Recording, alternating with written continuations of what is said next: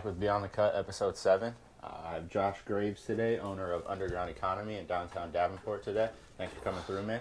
How's it going? Appreciate it. I couldn't turn you down.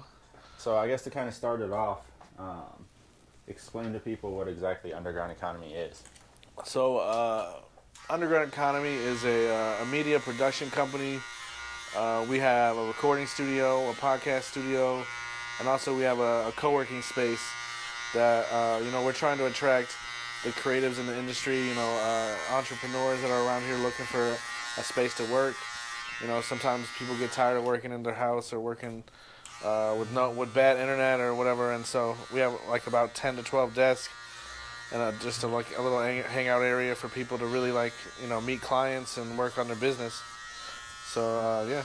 No, that's awesome. I'm glad that there's starting to be some stuff like that happening. And plus, I remember when I first decided to open the barbershop, I was blessed that I had some experience with it because I had started a business in high school, so I knew how to do the tax stuff and that type of stuff, but the actual legit business side of stuff, I didn't really know what I was doing, and I was really blessed that I had a client that was able to he's the one who taught me what the difference between an LLC and being incorporated and walked me through the process, and I was blessed with that. And that's why the co-working spaces and stuff I think are so cool, is because there's other people that are doing, they don't even have to be doing the same stuff that you're doing, but just similar business related stuff that you can bounce ideas off of. And it's not the type of thing where it's I know there's committees or whatever you can join around here, but they usually want crazy amounts of money, and it's what do they really actually do for you? Very little. Right. So that's why I like kind of the space that you have down there, because it's essentially you're trying to get everyone that's a creative minded person together and kind of be able to bounce ideas off of each other and help everyone else out in the community and the Quad Cities, and show that it's not really it's not a competition against one another, it's a competition against yourself. See how much you can get out of yourself. Yeah, I mean, for me, it's all about building a community that's all about collaboration. There's a lot of things that we can do on our own. We all individually are strong at whatever we do because that's what we love. But getting together and collaborating with other people is where it's at when you want to do something big. And so, I wear a lot of different hats. Being an audio engineer, photographer, videographer, but if I want to specialize on make a big project, I'm going to need more than myself to make those things happen. And so, yeah, and that's what I love. I know you bring in George and stuff all the time, one of my clients. I know that, and you guys both are kind of in the same lane a little bit. You both do the same type of stuff. I know he does a lot of stuff with businesses as well as you, and the fact that you guys it's not a competition. You're out there trying to steal his clients, he's trying to steal yours. The fact that if you're busy, you'll call him. I know he's called you for jobs and stuff like that. It's super cool, because in a lot of industries in this area, you see that jealousy and hatred and the sneak dissing and stuff like that. And it's guys, there's more than enough people, more than enough businesses that need videos done and that type of stuff that you couldn't handle it all even if you wanted to. Right, and I mean, and me and George are getting to the level where we're getting shoots where we need 2, 3. I mean, the last shoot that we did together, we had 4 shooters that day, And so when you're doing events that big, there's no reason to not work together and get this money. You know what I mean? There's gonna be times where I'm taking the lead, and there's gonna be times where he takes the lead, and vice versa. But when we work together, we're all trying to create the best quality images and quality content that we can. I feel like it's only right. Give him a shout out. Yeah, 100 Shot Films on Instagram. That's my man's. We're working on 3 or 4 different projects at one time.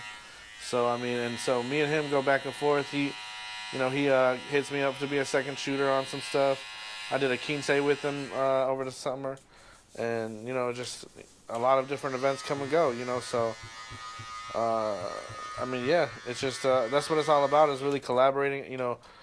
And not only just on the money side, on the business side, but also on arts projects. Right now, we just found out we got our second grant for Quad City Collabs from. I saw that today, man. That's great. From Quad City Arts. So we're almost done with that project. We have 9 or 10 songs, and now we're gonna maybe do a couple more songs. That's the one where you have a bunch of local artists that you guys all collabed on songs and stuff, right? Yeah. So we have local producers, artists, graphic designers. I mean, anything you can think of. George is on there, as a photographer and videographer as well. So, I mean, we have young creatives out of Cedar Rapids, like Being Who I Am and Krelo, the Vibe Factory. So, I mean, we're really doing a lot of work together. Our new engineer, Caleb Hasselman, he's Playhouse Beats, so he's on that too.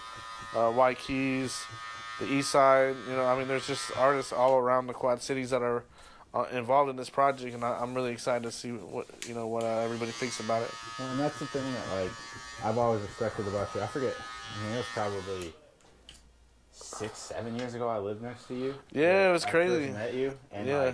Even back then, I mean, that was when you were only doing the Graveyard Studio stuff. But Yeah. back then, I even felt like still you were trying to put people on and bring people with you and all that type Yeah. of stuff. And that was one thing I always respected. It's like you and I have had conversations about this, and it's difficult when you decide because both of us we had to have that that moment where we decided okay, this is the dream, we're going after it. Yeah. And when you do that, unfortunately, sometimes it means that some of the people that you grew up with and have been around, it's nothing personal, but it's just hey man, I'm leveling to a different level and you're not at that point, and it's not a disrespect thing. Yeah, but I have to kind of get to where I am, and I'm more than willing to try to bring people along with me. But if you're not willing to put in the work, I'm not willing to put in the work either. And so it's it's unfortunate, but it's I try to find that balance of I don't ever want people to feel like I'm turning my back on the people I grew up with and all that type of stuff. But for me to get to where I want to get to in life, I'm going to have to kind of do some of that stuff. So how did you kind of balance that coming up? At the end of the day, you really have to find out what you want out of life. You can't, I mean, at the end of the day, we have to be selfish about things that relate to our happiness.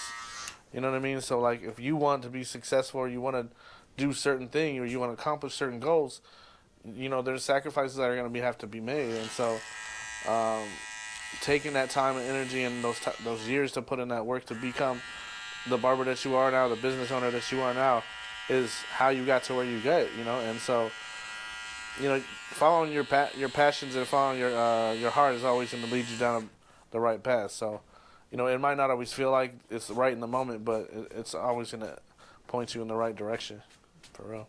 So for you, how did you go from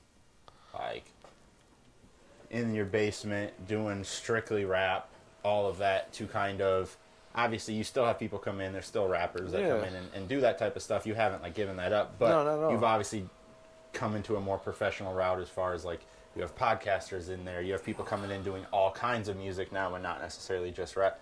What was that kind of always the goal, or was it kind of as you grew up and got older, it kind of progressed to there's more to this than just the hip hop side? It was a little bit of both. You start to see the whole picture as you start going through the years and start learning ways to improve upon what you're doing. I've done it 10 years now, and so you start to hone in on the parts of your business and the part of your craft that you love more than the other parts of it. Some things that's not gonna be our favorite part of that business. So we're gonna give other people the opportunity to use their passions and their desires, which might happen to be that thing that's not your favorite part of it. Exactly. And so we just start leading with our strengths and giving people the opportunity that want to work as hard as I do and compliment each other and respect each other to have opportunities. And that's what it's all about, is just building opportunities in the Quad Cities for artists and creatives and entrepreneurs and people that everybody wants the same. They want to provide for their family and themselves. And so doing what they love. And so as long as you lead with that, that's what's important to me. No, I agree with that. Like I said, a lot of it's just kind of like you said, you have to figure out what exactly it is you want, and once you decide what that is, you have to go full force at it. The last probably 4.5 years of my life have been essentially 100% revolving around the business, because at first it was, I'm leaving New Style, I'm starting a business. I had to renovate that building, get everything going with that, and then it's people say typically like you don't get the hang of business until you're in year 5. Well, I'm in year 4 and I've already moved twice. I've rebranded. I opened a salon. I closed the salon. I'm working on a new business. So it's like I haven't had the time to be able to just like relax and chill. And it's like I've put so much of the last 4.5, 5 years of my life into this type of stuff that people don't necessarily see the behind the scenes sacrifices. Like, I mean, people saw that like I went from Washington Street to where I'm at now, and it's a much bigger location, much nicer location, but like they didn't see the 3 months I was shut down for COVID. I was in here by myself tearing out nasty ass moldy drywall. There was like bugs. Like this place was disgusting. Gutted it. Me and my dad put it back together. We eventually hired some people to help, but it's like we did a lot of this work ourselves. And it's like people don't see that aspect of it. Like you see I set my own schedule. I work when I want, and now I work a little bit less and stuff. And like people are like, "Oh, look, that must be nice." And it's like, you're right, but I've been a barber for 8 years, and I've worked my ass off to get to the point that I'm at. And it's just like that's one of those things where it's like you kind of got to find that line. I guess the big thing for me is trying to find that balance between I have to work my ass off to get to where I want to get in life, but I also want to enjoy my life while it's happening. Because for a few years there, I stopped enjoying my life. Like I stopped taking vacations. People asked me to do stuff. I didn't do anything. I pretty much just was like, I'm just going to go home. I'm going to go to work, and I'm going to get my business stuff to where I need it to get. And now I'm at the point where it's like, okay, like, I mean, right now I'm in the process of starting a new business, so I'm a little busy, but I'm still like, last night I had some homies that were in town from Florida and Cedar Rapids. 2 years ago, they called me. I would have been like, guys, I'm too busy. I got stuff to do. I can't do it. I made some time. Went up and saw him. It was a good time. I'm glad I saw him. And it's like, I'm just now at the point that I'm finally starting to kind of make that time for myself, but people don't see that side of it. Like, they don't see that you've got kids, and now obviously you've got a full-time job, and you've got the underground economy stuff, and then you've got employees you have to man, and like, people see certain sides of entrepreneurship, but they don't necessarily see the behind the scenes grind that it takes and the passion that it takes. Like I mean, I've seen you, like I said, I lived by you, so I've seen you go from studio in the basement to you were down in the village for a while to now you're at the new spot. And it's like I've seen the progression of you going from like nicer and nicer and nicer and more professional and more professional. And I mean, it's been super inspiring to watch that and just kind of see that, like, to see someone you know that is able to do it, it's just like inspiring to you of like, oh, cool, there's someone else that's chasing their passion and is pushing through. Like, I know, obviously, you've had your fair share of adversity. Like, I know COVID hit your business really, really hard. Like, so I guess that's another thing. Like, how did you kind of... Because you were in the process of moving locations, right? When COVID happened? Like, how did you kind of bounce back technically, from we that? got kicked out the March 1st. Oh, yeah, that's right. The city kicked you out, didn't they? I mean, we were in the transition of figuring all that out. The landlord was renting from the city, and he basically didn't have permission to rent to us. The city was renting to him, and he basically hid it for a couple months. And by the time, everything hit the fan, it was just like, we were just kind of in a standstill. So, I mean, long story short, March 1st, I decided that, it was finally time. We moved out of that spot. 2 weeks later, COVID hit and kind of put a halt on moving into the new spots. And so, during that time, I was able to just focus on really what was serving my business and what wasn't. So, I had that time during COVID. And not only just my business, but myself as a whole. I stopped drinking during that time. I have not, I'm on 2 years now, no drinking. And, those are the things that just like, I took that moment during COVID to just say, all right, what's serving me? And I just cut all the fat, not literally, but you know what I'm saying? I cut everything that I feel like wasn't serving my life or my goals in life and reevaluated where I wanted my business to go. And that's important to do even if you don't own a business, but especially if you're, like in careers like us, when we're 100% devoted to our business, we have to sometimes take a step back out of it because we're so close to it that we might not always see everything that could help us become better, Exactly, and That's a huge thing for me, especially recently. Like, I'm like you. I think close to two. I don't have the exact number, and I don't really keep that big a track of it. But I'm over 2 years sober now. Yeah. And so for me, that was a huge thing too. Like it was negatively affecting my life in general, but especially the business. So like I knew like that was one thing I had to cut out. Was like I can't continue to have. I can't be on the path I want to be on and still have alcohol in my life. So I cut it off, and I don't ever plan on turning back to it because I don't have the control over it that I need to have to be able to have it in my life. Right. And so, and that's another thing, like, and that kind of goes back to what you were saying earlier, like, whatever doesn't serve my goals as a human, and what ends up making me happy is not stuff that you should be doing. So like, I just try to reevaluate that at any time. Like, obviously I'm not gonna cut off my wife and kids, but I'm saying like negative things that you're not suited for should not stay there. So exactly. that's all it's about. Is just continuing to try to be better you. Well, and like I said, that's been, especially for me recently, like I started, like every morning now I wake up and I do like a morning meditation. I do yoga almost every day, and I've gotten like I'm not really like consistent with it. spiritual. And as far as like, I've started reading like by no means am I gonna like convert to Buddhism or anything, but I've just started reading a bunch of like books like loosely based on like the Buddhism religion and stuff, and just like a lot of like inner peace and like figuring out who you are, what you want to do with life type of thing. And it's like it's been such like turning point in my life. Like the last like 2 months, things like I've been going like I've had a lot this year. Started off pretty rough, had a lot of kind of shit pop up, but like the fact that I'm in as good of a spot as I am mentally and physically, considering everything that's happened this year, is insane to me. Because if this everything I went through, if this shit would have happened 6-7 months ago, I would have relapsed.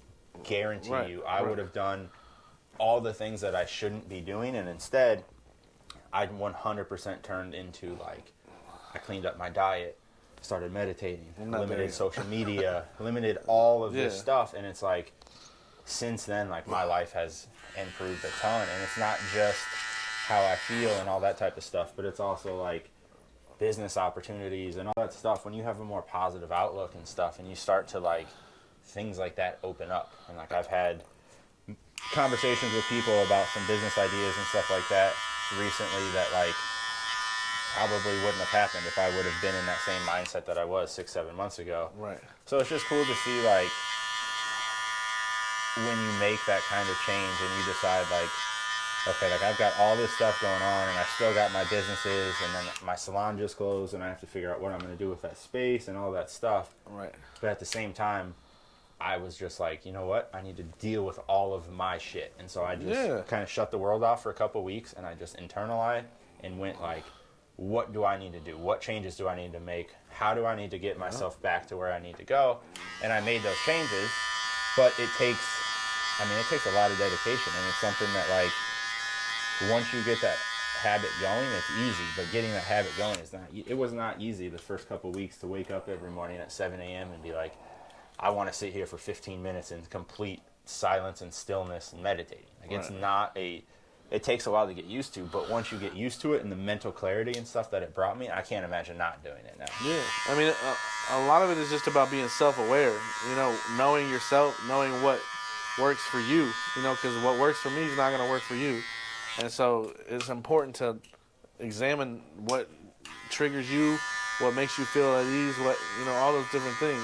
I think another thing that's kind of, and this is one of the reasons, like I had multiple reasons why I quit drinking, but another one of the reasons why I quit drinking was I just feel like, especially for me, because I'm not just trying to stay as a barbershop owner. Like I've got other businesses I want to get involved with, other things I want to do. Like I want to be viewed as more than just kind of like a barbershop owner, almost kind of like a community type thing.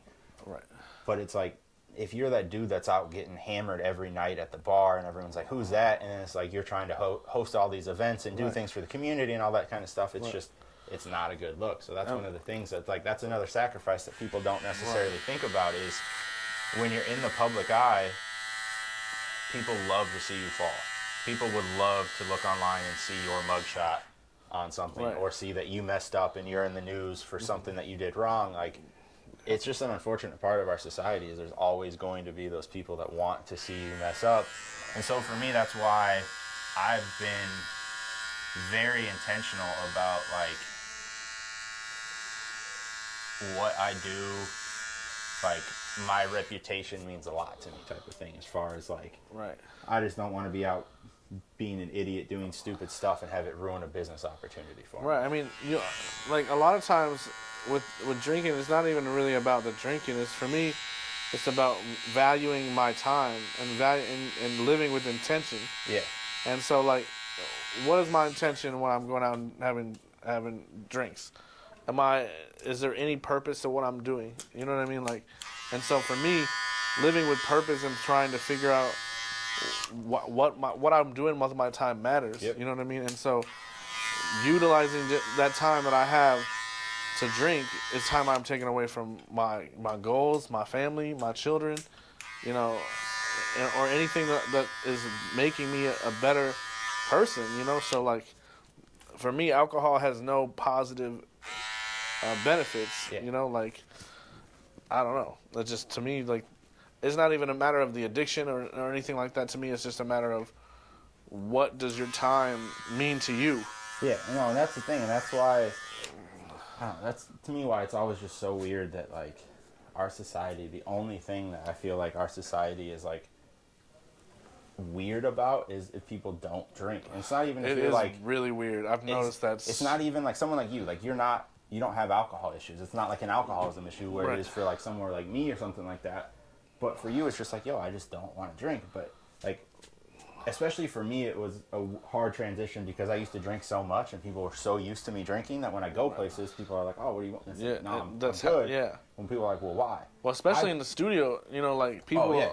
I mean, expect for you to. I've seen like people are Right. sipping in there and all that type of stuff, and like, I mean, it's just kind of a lifestyle, especially in certain genres. Especially, like you're expected to drink, you're expected to do certain things, and at the end of the day, like it's just not serving me. You know what I mean? Like, it's just so weird because like there's so many other substances that people do that like if you offer it to someone and they're like, no, you're just like, cool, I'm gonna go about my day. Right, But right. like I don't have a problem. I'm open about it. Obviously, I talk about it. Right. But like when I tell people I don't want to drink, they're like, well, why? I'm like, and there's I'll a lot tell of you, but social it's stuff really about not- it too. yeah, it's weird, like. But it's also like it's just weird to me that it's literally absolutely none of your business why I don't want to drink. But Right. people still act like I've been sober for 2.5 years and people still ask me. 'Cause I don't care. Yeah. I'll tell you, it's because I had an alcohol problem and I decided to stop drinking. But there's people who are embarrassed about that and they don't want to talk about that. Right.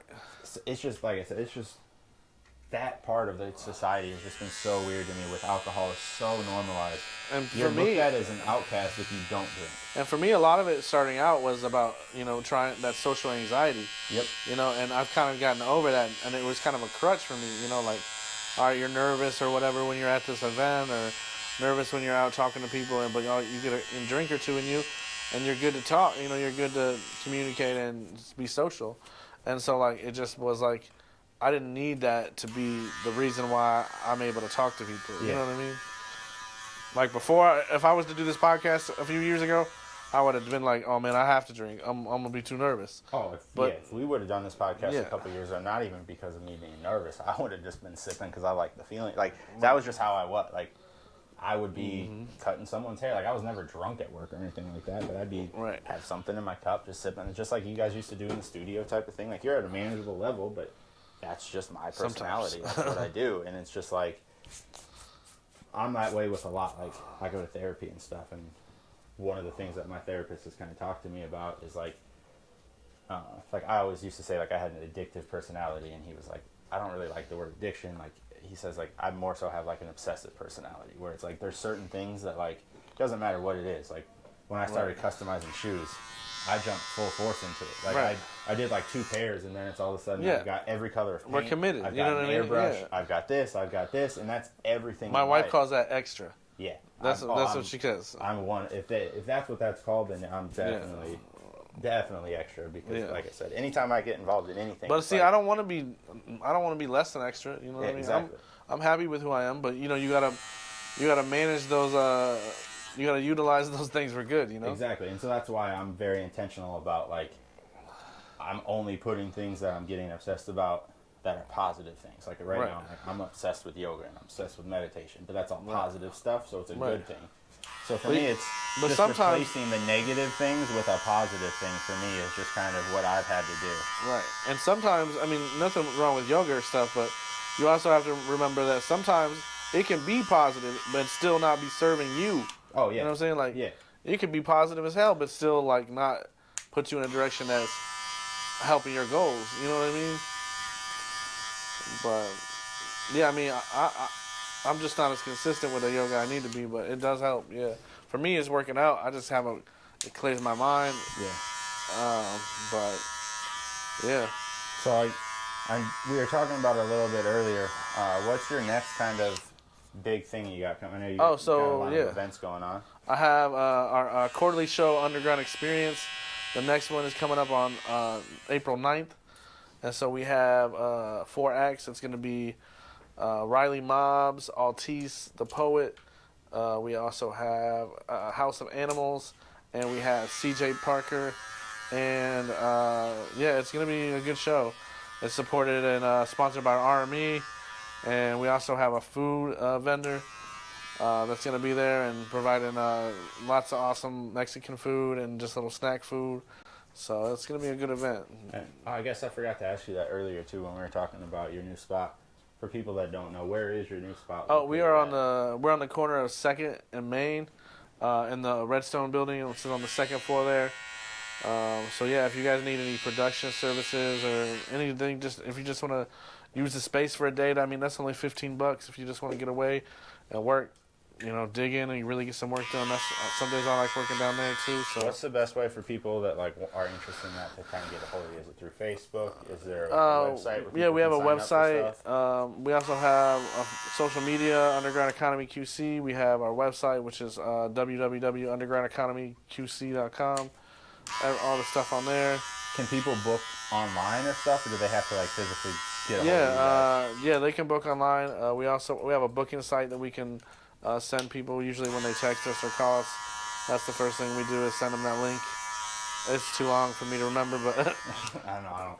We can. I'll put it. If you send it to me, we can put it in the description of this video. yeah. But So I guess another question I have, what was the transition for you like to go from working by yourself in your basement to all of a sudden now like you are responsible for other people, like you're responsible for other people putting food on their table for their kids and stuff like that. Like that's for me, that was a huge thing. Like when I switched from working just by myself, like these guys don't technically work for me, they rent chairs from me, but still like I have to keep the shop to where it needs to be because these guys are relying on that. And it's just once you get to that point where it's not just relying on like my decisions only used to affect me. So if it went belly up, I was screwing myself. Now it's like I've got people who are relying on me. yeah, I mean, And it's not the same as you, because you got it worse because it's not worse, but you've got it harder because you've got actual employees and that type of stuff. So how did you kind of, so I guess, learn how to do that, and also like I'm what was learning that actually transition like? right now. Is actually I'm only my first real employee started in January. Before that, I did contractors, kind of like you do. Oh, okay. And so now I have Caleb Hasselman. He's there full time, and he's running the studio 24/7. I mean, obviously by appointment, but he just had a brand new baby, so congrats to him and his wife. And so that's even more like, it makes it real, so because, for me, I've kind of got to the point in my business where I needed to get myself out of it so I could really plan to make it better without me having to be always involved, And so I got to a point where I saw an opportunity at United Way as their digital experience director, utilizing kind of the skills that I learned over these 10 years of a business owner. And it's been really fulfilling to work with them, but also to provide opportunities for Caleb because, he's been rocking with me for like almost 5 years now, supporting me and being a contractor and really just, he started out as an intern when we were in the East Village, and he's been loyal and hardworking, and so it feels good to put those opportunities into people that work to get them. You know what I mean? And so when you can trust the people that work for you, it makes it so much easier to know like they're gonna put the best effort and their excellence into everything they do. And so like I'm just excited to, and it's kind of scary for the customers that have been with us for a long time, but that I'm leaving there as an engineer all the time, but. I hope that they trust that who I put in that position deserves to be there. Yeah, and I think a lot of it too is you're a lot like I am in the situation of you're not in the business just to make money. You're not going to put someone in your studio that isn't up to the level you expect. Same thing. I'm not going to hire a barber who. I have 2 chairs right now.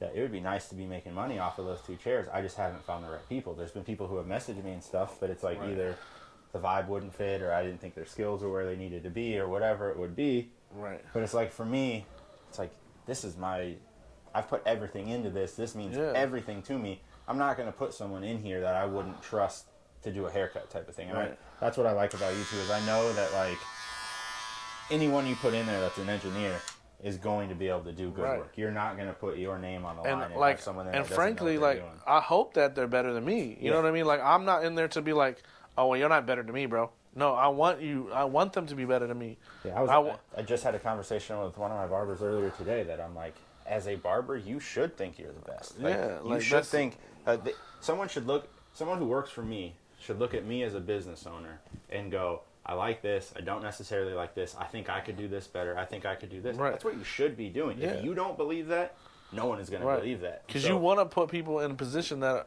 are better than you, because that's going to better your business. Yeah, if I can get a barber in here that's better at cutting hair than me, why the hell wouldn't I want him in here? You know what I mean? Like, obviously, if that person's willing to come work for me and they want to be in my shop and they're better at cutting hair than me, I don't care. My ego does. I don't care about that type of stuff. Like, I have no problem with that whatsoever. You guys definitely need to check out also the Vibe Factory. That's another studio I've been working with real closely around here on this collab project. And they've become real good partners and friends. Bien and Krilo. So check them out. They're also artists. They are some great music. So, check them out. What would your kind of... I guess this is a kind of from 2 standpoints. What would your advice be to someone who's just wanting to get into business in general? And then at the same time, what would your advice be for someone who's trying to get into like the music industry? Because you've obviously been involved with both. I mean, a lot of them kind of overlap to an extent, but like the thing about artists is that they don't want to develop those skills on the business side. And I feel like one of the reasons why I even started Underground Economy is because also the business owners don't want to get creative about how they market their business. And so what the artists are lacking, the businesses have, and what the businesses are lacking, the artists have. And so there has to be that mutual respect there. And if you want to be a successful business owner, you got to kind of lean into that artistic side and really put yourself out there and be creative, especially if you want to be an innovator in your business. And you can't be afraid to fail. You got to try new things. I mean, for me, I'm really starting to put these marketing, especially in my new position, and after looking at what I've done all these years, is that marketing has been the forefront of what I've done. I haven't always thought it was that, but when it comes down to it, marketing is why my business has been successful, not because I was an awesome engineer. I mean, I'm a good engineer, don't get me wrong, but marketing is what's important, and so you have to figure out what your minimum viable product is, what you're trying to do with your career, and figure out how to market it and get it done. So like on both of those avenues, whether you're a business owner or an artist, you have to figure out a way to tell your story and be authentic in what you're doing. You can't. A lot of these people want to, like, I don't know, just like stunt or whatever you want to call it. I feel like authenticity, and it doesn't matter. I don't care if you're trying to be a rapper, open a barbershop, be a realtor, whatever you're trying to be in life, authenticity is so important. And it's going to be the long game. Like, people don't understand that. You might be able to stunt and shorten the game, but the long game is going to pay off way better. Exactly. You know what I mean? People are going to... Well, and I'm just a believer that, like, I mean, obviously, I would never be, like, I'm never in a position, I don't care. People can live however they want, but I know of a lot of people that, like, they put up a persona of one thing, and behind closed doors they're another. And I'm a big believer that shit eventually catches up to you. So it definitely does. like I said, I kind of just try to live my life to be Authentic. Be who you are, because people can read through the bullshit. And not only that, like, how are you going to see your progress? How are you going to see how you've evolved over the years? If you, when you're in year 1, you're acting like you're in year 5. Exactly. You know what I mean? You have to see that progress. You have to live it in order to actually have it. You know. I think a big thing for me too was, because I mean, I started, in the grand scheme of things, I started a business fairly young. I was 28 when it opened, but when I was planning everything, I was 27. I was 28 too. Yeah. at 27, I was still young, arrogant, idiot, thought I knew everything. Like, people wanted to give me business advice, and I'm like, dude, I know, like, now I'm at the point that, like, I know what I don't know, and what I don't know, I find people who do. Like, taxes, for instance. I don't understand that stuff. I found one of the best accountants. She's phenomenal. She's asked me, like, what do you want to know about this process? And I'm like, absolutely nothing. I want to pay you to do this stuff. I want to know how much I need to pay into taxes at the end of the year, and that's the extent of what I want to know. And so a lot of it for me to get to the next level in business where I needed to get, I had to kill my ego and check it and be willing to ask questions and reach out to people who in the past I would have never reached out to ask them questions, because you want to make it seem like you know everything. You want it to be like, I'm the smartest businessman. I know this. I know this. No. And I finally got to the point that I'm like, yo, I don't know shit, man. I'm in business for 4 years. I don't have a college education. I have a high school diploma. Never done business classes. I am literally flying by the seat of my pants. Yeah. And there's nothing wrong with that. No, exactly. You have to embrace that, because that's what's going to make you better. But that's going to make... I 100% agree there's nothing wrong with that. But for me, it took realizing that I needed to check my ego in order to get the help that I needed to get, type of thing. And so there's nothing wrong with getting help. I recommend everyone get help. And there's a lot of resources around here that do that. You know, SCORE, the EICCD, you know, like, there's a lot of organizations around here that help, starting entrepreneurs. So look for those resources. That's one thing I would tell you. Like, and to me, the huge thing is like, don't be scared to ask. Like, I have people who have messaged me about questions, stuff not even related to barbershops. They just know I own a business, and I'll help anyone. You know what I mean? Yeah, like, if someone that's what it's all about. If someone messaged me today and was like, hey, I'm opening a barbershop in Davenport, how do I do it? I'll show them the forms. I'll walk them through. There's more than enough people that can that need haircuts in the Quad Cities, type of thing. And so that's a huge thing too. Like, if you're listening to this and you're like, I'm trying to start a business and I've got questions, hit up business owners. Like, some people might not respond. Who cares? Worst case, they don't respond to you. But you might reach out to someone and hit them with like hey, I've got this business idea and this is kind of what I'm thinking. And say you're struggling with financial aspect of it. You never know. They might know someone that's an investor that they can line up. And so for me, one of the big things I learned about business is you have to drop your ego, especially because I had to switch how I view failure, because I don't necessarily view my salon as a failure. I think that would have been a failure if I didn't try. And so to me, that's where I've gotten is I view failing as not trying. My next business, I've got it planned out. I've got everything going. I think it's going to work out. If it doesn't, guess what? I'll try again. I'll just continue to try again. And it's like, that's you have to, but you have to change your definition of failure, because so many people think of failure as trying and failing, and it's like, no, failing is not trying. You also got to celebrate those small victories too. Like, you know, you can't always just think, all right, I have to make $1 million. That's the win. Well, no, like, you know, the little steps that you get on your journey are also just as valuable. That's a hard thing for me, because like this year, when I hit my 4-year anniversary of owning the business, like, I didn't even want to really make a post about it. And I'm like, dude, it's 4 years. Who gives a shit? It's not 5. It's not 10. But I'm not where I want to be. Matters. And then I kind of had people sit down and they're like, dude, you made it fucking 4 years. So, like, be proud of it. And so it was like, for me, it's understanding that, like, I didn't want to celebrate those because I was scared it was going to make me complacent. And then I realized that you have to just find that balance. You have to celebrate stuff along the way, and you also have to fight it so you don't get complacent. But if you just continue to tell yourself you need to do better, you need to do better, you need to do better, you're never going to get any enjoyment out of actually doing, like, it's all when part I of was the a kid, I process. said I wanted to own a business. I am 32 years old. I'm 4 years into my business.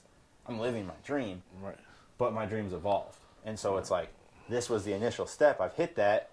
And instead of being able to be like, this is cool, I was instantly like, okay, what's the next one? Yeah. What's the next one? And it's kind of a double-edged sword, because it's what drives me to continue to go, but it's also what drives me insane, because I don't give myself the credit I need to give myself. Right. Like, I personally, when I look at myself right now, don't necessarily see myself as a success the way other people might see it, because I know in my head what my final goal is, and I'm not at my final goal yet. And so it's like, there's some people that it's like, they're like, oh, you got a barbershop, it's been open for 4 years, like, that's awesome. And I'm very thankful for that, and I'm blessed with that, but I have other goals, I have other businesses, I have other things that I want to kind of do with my life. And so it's like, yeah, I'm content and I'm stoked with that aspect of it. Yeah. But those victories are very, like, I'll celebrate every now and then, but then it's like, okay, now you got to go back to the grind. Yeah, you can't get, like, comfortable or nothing either. But, like, this year especially, what I learned with COVID, it's just, you got to put your best foot forward, but you also need to just, like, go with the flow sometimes. COVID was a huge check, too, just based off of, like, how many businesses failed. Yeah. And I was able to survive it. That were even a lot, that like, not bankrupt is amazing. Like, I'm blessed that I was able to, because like you, I literally had just announced that I was going to move locations and just got this building. Yeah. Then I got shut down. And it was like, I have 2 buildings, we're moving. I've already told people I'm doing a salon, I'm doing all of this stuff, and now it's illegal for me to cut hair. How am I supposed to make... Yeah. So yeah, for me it was like, I saw a lot of barbershops that closed, and so I think that was kind of where it started, as far as like, because this is all recent, as far as like me kind of like, 2 years ago I would have told you, no, I was not successful at all. Like, this is kind of like the last year I've kind of started to switch my perspective and celebrate the small stuff type of thing. But I think part of it was taking COVID to kind of make me realize that, like, hey man, like, I am blessed. Like, was able to survive a global pandemic, owning my own business, and came out and survived. Was it close? Yeah. Did it suck? Yeah. Did it throw me back a long time? Yeah. It probably added 6 to 8 months onto where I want to eventually be, just based off of the financial setback, the mental health setback, all of that type of stuff. It definitely set me back, but it was also a much needed reset for me. So I don't know. I kind of look at COVID as I'm one of those weird people where it's like, obviously it's not a good thing COVID happened, but I mean, for it's me one of it the was best things that happened in my life, because I'm where I am now, and I wouldn't be here if COVID. I got a better relationship with my family, my wife, my kids. I feel like I have a better relationship with almost everyone that's in my life because of COVID, because I was forced to focus on my mental health and focus on all my issues and kind of turn inward, because there was no distractions. There was nothing you can do to distract yourself. For me, there was 3 months I couldn't even go to work. Yeah. So it was like I was just always in my own head. We were closed for like almost a year and a half, bro. Yeah, I knew it was a minute that you guys were closed. Because we were only open last year from June to the end of the year. So, I mean, I didn't even notice. I didn't even realize it until like when I was doing taxes. I was like, oh shit, we were only open 7 months last year.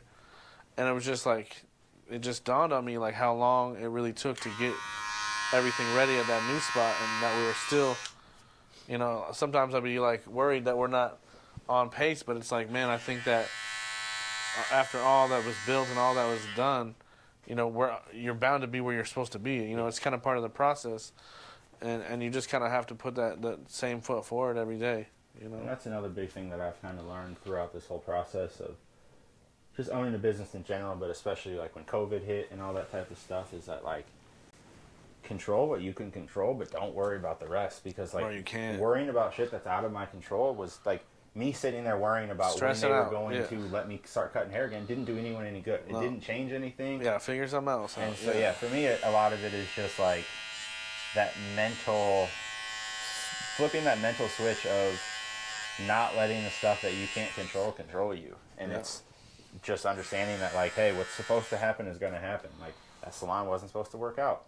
Hopefully whatever I do next is going to work out. And if it's not supposed to, I wholeheartedly believe at some point in time, something will work out. Right. And now I'm going to keep trying and keep trying and keep trying. But it took that mindset flip for me of switching the definition of failure in my mind, and also just like getting mentally to the point that I can push through the points where I used to not be able to push through. Yeah.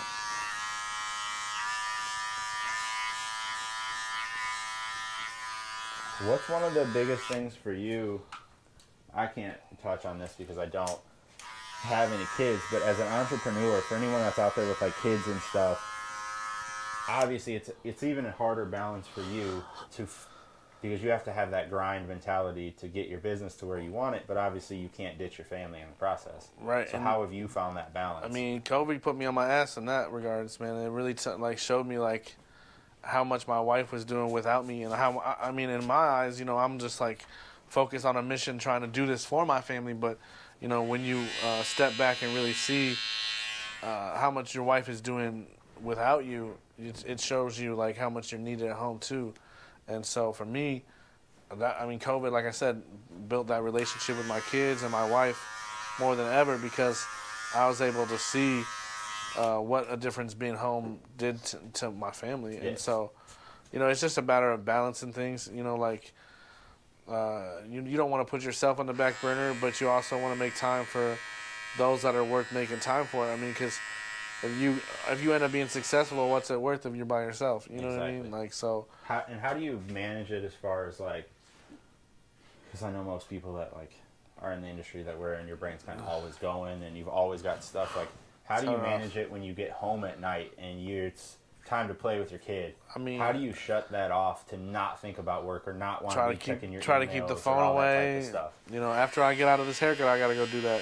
So after this, and so I just try to put in time. Make sure that my kids are young; they're 3 and 5, but these ages especially go fast, and so like it's just a matter of like putting in time and making sure that like. When the kid, you just have to take time. It's like everything that you want to do in life, there's time for. And that's really a matter of like taking the time and making the time to do things that are important in your life. And so a lot of it is getting your time management better. For me, I was just like go, and sometimes even myself, I have to take that moment and spend it with my family, because at the end of the day, that's what makes it worth it. Exactly. Yeah. My wife told me like all these people that are around, quote unquote, supporting you, where are they going to be when you're on your deathbed? Yeah, exactly. And for me, that moment really like put it into light that like those are the people that matter, because my kids and my wife are going to be there on my deathbed. These people that supposedly did or did not support my business are not here now. You know what I'm saying? Yeah, and that's a big thing for me too, that it kind of, I forget who it was one of my buddies kind of put this into my head a while ago, and it kind of like, it shook me a little bit, because I was the guy at first, that like, someone hit me up at 8 o'clock and needed a haircut. I'm like, I need money, cool, I'm going to do it. It didn't matter. Right. And it was like, I had a friend sitting down, and he was just kind of like, I started to view everyone almost like a friend. Mm-hmm. And it's like, I'm like, oh, well, that's my homie. He's a good client. I want to get him in. And my buddy kind of sat me down and kind of just hit me with a reality check. And he was straight up just like, hey, man, you put your clippers down today and you never cut hair again. How many of those people do you think you're ever going to talk to in your life? And I'm like, 95% of them probably never again. And he was like, put yourself first. And it was like, exactly. Oh, shit, you're right. And the same thing for you. Like, don't get me wrong, man. I love my clients. I would not do what I do without my clients. But I also have to understand, and my clients have to understand, if I quit cutting hair, you're going to find another barber, and you're not going to think about me type of thing. And it's like, so that's why I have to put myself first, my mental health first, all of that stuff. Like yesterday, I took the day off, man. I needed a mental health day. I was just like, I can't do this, man. Yeah. Took a Wednesday off, and it's just like, in the past, I never would have done that, because I'm like, man, that's money. What if someone needed a cut on Wednesday? They're going to go somewhere else. The money's always going to be there. That's the thing is, like, and it's like, it's not going nowhere. Like, it's like, for me, I've got 2 other barbers. If someone comes in here and goes to one of my other barbers, I really don't care. If someone, like, if yesterday one of my clients needed to get in that day and they had to go to a different barber shop, I don't care. Support someone local. Please don't go to like a corporate place. Right. But go to another local barber shop. I don't care at all. Like, but for me, it was having to understand that. I'm sure you had to get to that point too, where you had Right. to tell people, "Hey, man, I can't do an 11:30 session tonight. I have to take care of my kids. I have to do Especially this." now, like not even on the family side, but like I'm getting clients on the production side and the commercial side and marketing side with my business that are paying me a lot more than just an hour of doing studio time. Exactly. And so, what is that hour? If if I have a client that wants to pay me $1,000 to do this for an hour, or a client that wants to pay me 65 for an hour, I have to pick which one is more valuable in my time. Exactly. And that's a huge thing for me too. Is I'm willing to do stuff like people will call me and be like, "Hey, I need a haircut at 8 p.m." Okay, it's gonna cost you like Right. And so for me, I never used to charge more. For me, it was like I have to value my time, and if this is time that I'm not supposed to be at work, and you want me to come here, I'm willing to do it, but you're paying me. Right. And so for me, that was a huge thing. And I'm not gonna lie, I set my after-hour rate so high that I hope no one does it. Yeah. Because I'm gonna be honest, I don't want to come in here Right, at 8 p.m. right. and do a haircut. But Exactly. if I'm gonna make enough money off of it, yeah, I'll do that. Same thing with you. I guarantee you, you probably don't want to be at the studio super late at night recording a session, but Right. if someone offers you the right amount of money, your ass is gonna be there recording a session. I don't know. I still might have a audiologist appointment today. Yeah, you have it in a way that you can get out of it a little easier. Yeah, but I still want to be involved in music. It's just that, like, for me, it takes a real toll on your ears. Like, Yeah. Oh, I it's bet. not a joke, man. Like 10 years of, they say that being in the studio is like being at a rock concert for 8 hours on end. You know what I mean? And so, I can just imagine just from even as a producer, you said you've been doing it, what, 10 years? yeah, and that's Dude, for I like can't 12-hour days for 10 years straight. I can't imagine that because, like, if you haven't ever been in a studio with someone, it is a much more, it sounds way more glamorous than it actually is. Like, my buddies that Right. live in Florida, anytime I'm down there, they're in the studio, I'll go with them, and it's like, you listen to the same vocal track 400 times in a row. They do Yeah. 70 cuts of it, and then you listen to that song over and Yeah, over. yeah. By the time their albums come out, I'm like, guys, I don't want to listen to this. Like, I've heard this so many, and I'm not even the one I'm just literally sitting in there kicking it. But it's like, Right. people have this idea of, like, And they see the YouTube videos of, like, the rappers in there and everyone's smoking and having a good time, and Right, it's like, right. that's like a 5% of it. The rest is Right. you're sitting there banging your head against the wall. I hear this chorus one more time, I'm gonna Yes. murder Oh my someone type of goodness. thing. So especially in the remix side of things. oh yeah, I mean, man, it's just like, I mean, like, especially when your ears are like listening with intention, Yep. like they're listening to like find that frequency. or when you're sitting there and they're like, how does this snare sound? Or how about this snare? Yeah, Or so how- you're and really like- oh my god. So I mean, it takes a toll on your mental. I mean, I'm sure like just like with you and your hands and being able to having to focus your eyes on one strand of hair, or you know what I mean, like Yeah, no, I mean, my hands, like, I have issues with my hands. Yeah. That's one of the reasons I started doing yoga, is because people assume as a barber, like, oh, it's an easy job. It's like, I stand in the same exact spot. oh That yeah, is standing not- especially.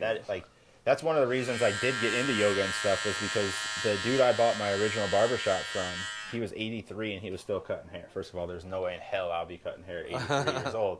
But, like, his body was so beat up because he didn't take care of it. It was like fake hips, fake knees, could barely get up. And I'm like, no, I'm not Right. gonna put my body through that. And that's why I decided to start taking really good care of it at this age, so I don't have to deal with that. Right. With that. Oh yeah. You got like a comb like me? Yep. I think I gotta get them longer ones out.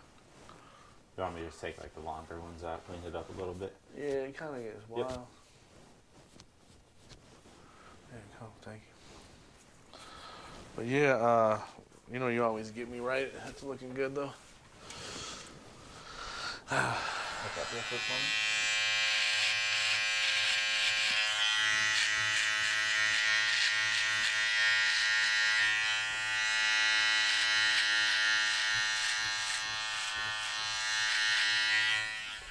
Look down a little bit.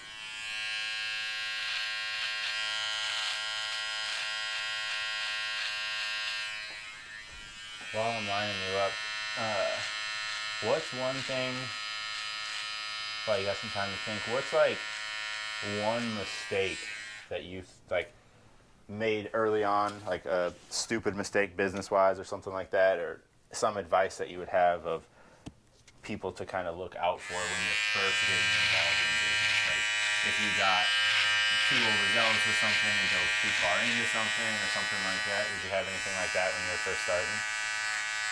I guess like the biggest thing for me is that, you know, we kind of get ourselves in the box sometimes where we're like, I can only be an engineer, or I'm only going to be this. And sometimes we limit ourselves into what possibilities are out there based on what we're doing. You know, like we never know where our business or our lives are going to take us. And so try not to be closed-minded to what options in the career field that you might flourish in, that your business kind of like was that seed that sprouted it. You know, like I don't want to, you know, I kind of, when I started out, I was really closed-minded. I was like, no, I'm only going to be a hip-hop R&B producer. Yep. This is all I'm doing. I'm not doing nothing else, you know. And it's like, it's good to have those goals, but it's like, you never know what might be like right adjacent and still a very successful role and a very successful way to put your business that you might not even have thought about it. And if you would have been more open-minded, you might have been able to get to there sooner. Dude, I was the same way. Like, I have the philosophy now, once again, this was another business mentor that kind of worked this into my brain, but like, I won't turn down a meeting anymore. Yeah. You never know. Like, before, it'd be like someone would hit me up and I'd be like, dude, you don't have anything to do with the barbering world. No, why would I waste my time? And now it's just like, you never know. I turned down meetings in the past that you never know where those opportunities could have led. Same thing now. Like, I go to things that I don't think anything is going to come of it, but it ends up helping me out in my career or something like that, or I make a connection with someone that can help out with some sort of stuff. And so for me, that's kind of the biggest thing is like, I don't care what business you're in. If a business owner is willing to sit down with you, sit down with them. You can learn. I could learn business from someone that owns a flower shop. You know what I mean? Like, it doesn't matter what someone does. You can learn something from that person. So a big thing for me is just, like you said, kind of like, you don't turn down opportunities. Don't turn down... Yeah, because you think they're not for you. Exactly. You know? You never know. Like, that person could have another business idea that they want to get involved with, and they think you're perfect for it, but you blew them off because you're like, oh, that person doesn't do what I want to do out of life. And like, since I've switched my business from just being an audio engineer to being all these different hats that I wear anyways, it's the best thing I've ever done. Like, you know, I never really considered myself a photographer or a videographer or any of these other, like, content creator. But now, like, I feel fulfilled, and I'm doing what I feel like I'm supposed to be doing now, is leading with that marketing and that content creation, you know, hat, so to speak. So just don't limit yourself. You know, like, you might end up being right where you want to be if you really, like, find a right spot, and don't, like, be afraid to do it. I guess to kind of start closing up here, once again, just to kind of touch on what exactly Underground Economy was and everything like that. So it's, I mean, for instance, like, you're going to be editing and doing the mixing of the audio of this podcast. So that's something, if you're watching this and you have a podcast, that's something that even if someone else records it, they can send it to you and have you edit it, right? Yep. And then you guys have a studio down there. People can record in studio and stuff like that. Yeah, and even if you don't want us to edit it, you just want to do it all yourself, we have the space to do that. You know, really, we're trying to really have everything that you need to be successful as a creative or as a business owner, and really just kind of bridge those gaps between art and entrepreneurship. And so, you know, we're just trying to empower a community of creatives and entrepreneurs to be their best and continue to grow their businesses. So once again, just kind of tell people where to go check you guys out. Yeah, like your social media stuff and whatever. Check us out on social media at Underground Economy QC. That's on Facebook, Instagram, LinkedIn, all those different sites. And then our website is www.undergroundeconomyqc.com. I appreciate you coming through, man. We'll definitely have to have you back on at some point in time. Definitely. Go check them out. Like I said, if you have any audio needs, any podcast needs, anything like that, just looking for a space to be able to work, hit up Josh and go down and check it out. Even if you just want to stop by and check it out. It's a pretty cool local spot. Go down and support them. Yep, appreciate it.